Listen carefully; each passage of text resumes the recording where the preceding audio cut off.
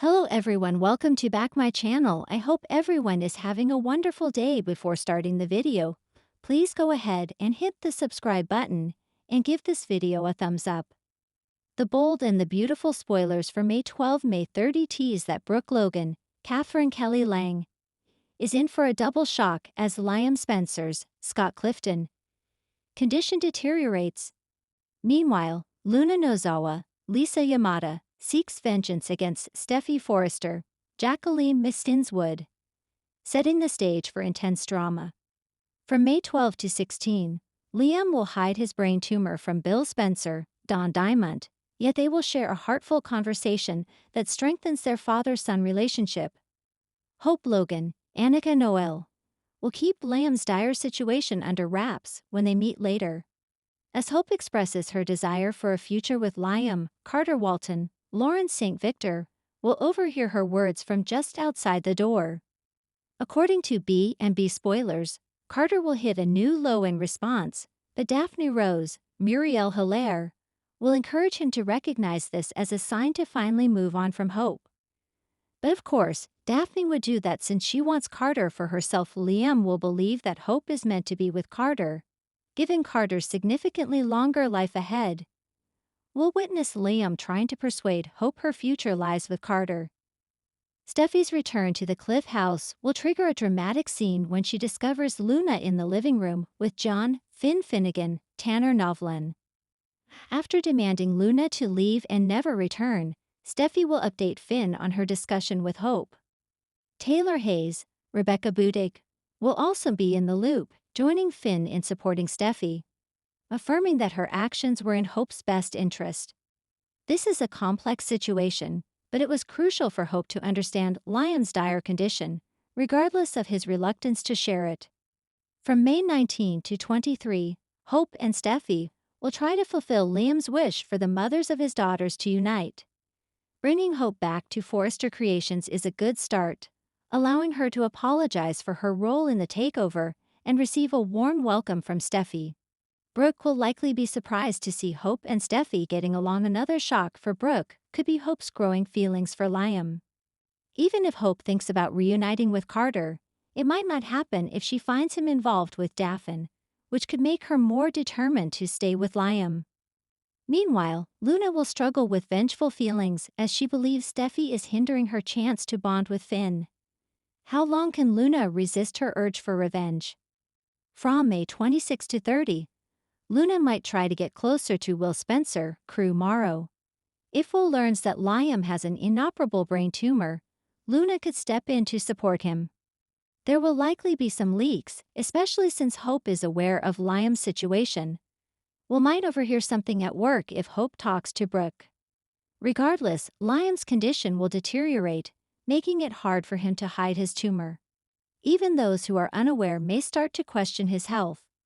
Upcoming spoilers for the CBS soap indicate that the next 3 weeks will focus heavily on Liam, so keep watching. Week 1, The Calm Before the Storm. The Forrester mansion is unusually quiet, but the air carries tension like an invisible fog. After recent bombshells rocked relationships and trust across Los Angeles, the pieces are still settling. But little do they know, a darker storm brews. Brooke's growing suspicion. Brooke Logan walks into Forrester Creations wearing a confident smile, but inside, a strange unease gnaws at her. Rich has been distracted, often lost in thought. At first, she chalked it up to work stress, but when she finds a receipt from a Beverly Hills fertility clinic in his jacket pocket, her mind races. Why would Ridge be at a fertility clinic, she wonders. She hasn't spoken to him about having more children, not in years. And they certainly haven't discussed surrogacy or anything remotely related. The more she thinks about it, the more the memories of their past betrayals resurface. She's been blindsided before, and she refuses to be again. She follows Ridge later that day and sees him meeting Taylor in a private booth at El Giardino. Brooke hides behind a potted plant, phone in hand. The embrace, the soft laughter, something's wrong. When she hears Taylor say, "We have to tell her soon," Ridge, her blood runs cold. Liam's crumbling mental state. Meanwhile, Liam has withdrawn, Since Finn's tense confrontation and Steffi's distant behavior, Liam's spiraling. Hope tried to reach him, but he refuses to talk. His therapist is concerned he's regressing into paranoid delusions. Alone in his apartment, Liam plays the voicemail left by Sheila the night before she died, again and again. He believes there's something hidden in her tone, a cryptic warning about Finn. Sheila wasn't lying, Liam mutters. She knew what he was capable of. He hasn't shaved in days. His eyes are bloodshot. The only person he lets in is Bill, who becomes alarmed at his son's deterioration. "You're obsessing, Liam," Bill says sternly. "You've got to let this go before it destroys you." Liam slams his fist on the table. "Finn's hiding something, and I'll prove it even if it kills me." Luna's inner darkness wakes up. At the beach house, Luna stares at herself in the mirror. Her eyes are different, harder. She's been humiliated, blamed, and gaslit for the drugging scandal. Poppy tried to soothe her, but her mother's vagueness only fueled Luna's rage. She's done being the innocent. If everyone wants to believe she's a manipulative troublemaker, she's ready to show them what that really looks like, and she knows exactly where to start. With a flick of her wrist, Luna deletes all her modeling photos from Forrester's server. Then she compiles a damning folder of hope for the future design thefts. Ideas Luna swears were hers. She's going to expose everyone who used her. And next up on her list, Steffi Forrester. Week 2. Secrets shatter the surface. Brooke's double shock. The truth explodes in Brooke's face like a grenade. She confronts Ridge after tailing him again, this time, all the way to Cedar Sinai, where Taylor is holding a confidential file. "Tell me what's going on," Brooke demands, her voice cracking. Taylor looks guilty, Ridge sighs. "It's about RJ." Brooke's heart skips. "Her son." Ridge gently explains. RJ may not be Ridge's biological son. Taylor had her suspicions for years after a lab error during fertility testing when Brooke conceived. DNA testing now confirms it. Deacon Sharp is RJ's real father. Brooke staggers back. No, that's not possible. But it is. And just as the weight of that revelation crushes her, another blow lands. Taylor adds, "And there's something else. Ridge and we kissed a few weeks ago." Brooke is numb, 2 betrayals in one breath. She walks away in silence, barely able to breathe. Liam's worst night yet. That night, Liam finds himself parked outside the Cliff house. He sees Finn and Steffi through the window, laughing, dancing to music with Kelly in the background. It's a beautiful family portrait, and it enrages him. He imagines himself inside. That should be his family. Fueled by delusion and desperation, he breaks into the house hours later, thinking they're asleep. But it's Finn who finds him in the dark, holding Steffi's scarf, whispering her name. "What the hell are you doing?" Finn shouts. Liam freezes like a deer in headlights. "I needed to see her. She's not safe with you." The police arrive within minutes, thanks to a silent alarm, and Liam is arrested. Steffi watches from the stairwell in horror. This isn't love, it's obsession. Her face is pale as she locks the door behind him. Luna's trap is set. Luna arranges a private meeting with Carter. Under the guise of discussing legal rights over the designs she contributed to HFTF, but the meeting is anything but professional. She slides the folder toward him. "If you want to save the company's reputation, you'll take this seriously." Carter flips through the images, designs timestamped before Hope ever saw them. Luna has a legitimate case. "This could ruin her," Carter mutters. "She ruined me first," Luna replies, eyes gleaming. But this is only phase 1. She also leaks anonymous tips to a fashion blog suggesting Hope stole designs. Within hours, Forrester's PR team is in full crisis mode. Luna watches it all unfold with satisfaction. Poppy begs her to stop. "This isn't who you are." Luna snaps. "Then maybe it's who I've become." Week 3. Reckonings and Ruins. Brooke's reckless revenge. Heartbroken and betrayed, Brooke takes matters into her own hands. She shows up at Deacon's apartment in tears. "You lied to me about RJ," she says, pushing him hard. Deacon is stunned.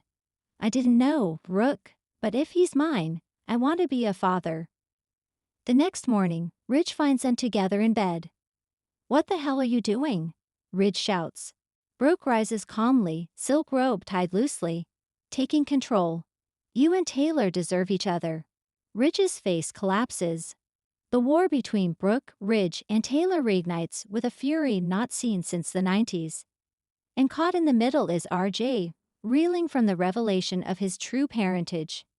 Liam's mental health crisis. At the police station, Liam breaks down during questioning. He mutters about Sheila's message, about Finn's secrets, about destiny. It becomes clear to everyone, including Bill, that Liam is having a complete psychological breakdown. A court orders him to be placed under psychiatric evaluation at a private facility.